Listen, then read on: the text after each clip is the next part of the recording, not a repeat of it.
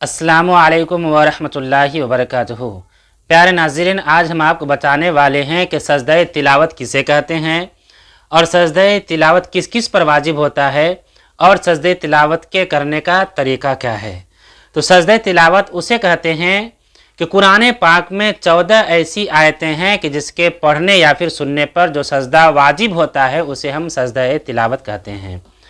अगर कोई कुरान पाक पढ़ रहा हो और कुरान पाक की तिलावत करते करते आयत सजदा की उसने तिलावत कर ली हो तो उस पर सजदा तिलावत वाजिब हो गया। और अगर इसी तरह से कोई तिलावत कर रहा हो उसके साथ साथ किसी ने उसकी तिलावत को सुन ली जबकि आयत सजदा की उसने तिलावत की तो सुनने वाले पर भी सजदा तिलावत वाजिब हो गया, उसे भी सजदा तिलावत अदा करना ज़रूरी हो गया।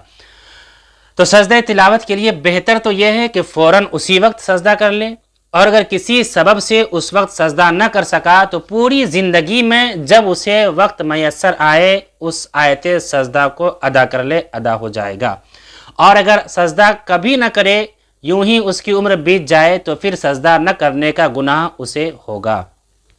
तो सजदा करने के लिए कुछ शराइत हैं, जिस तरह से नमाज पढ़ने के लिए कुछ शर्तें हैं उसी तरह से इसके लिए भी कुछ शराइत हैं। तो इसमें 3 शर्तें हैं। सबसे पहली शर्त है सत्र औरत का होना, जिस तरह से नमाज में सत्र औरत शर्त है उसी तरह से सजदे तिलावत के लिए भी सत्र औरत शर्त है। और दूसरी चीज़ है चेहरे का पश्चिम की तरफ होना, यानी पश्चिम की तरफ चेहरा करके खड़ा होना, पश्चिम की तरफ हमारा रुख होना। और तीसरी चीज़ है तहारत यानी पाकी। जिस तरह से नमाज में हम बग़ैर तहारत के नमाज हम अदा नहीं कर सकते, उसी तरह से सजदे तिलावत में भी बग़ैर तहारत और पाकी के हम इस सजदे को अदा नहीं कर सकते।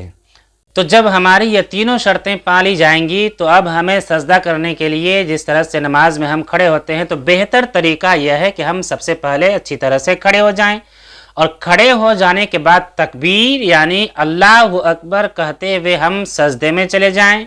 और सजदे में जाने के बाद जिस तरह से हम नमाज में 3 दफ़ा सजदे की तस्बीह पढ़ते हैं यानी सुभान रब्बियल आला, तो उसी तरह से हम सजदे की हालत में 3 दफ़ा सुभान रब्बियल आला पढ़ेंगे और फिर उसके बाद एक ही सजदा करेंगे।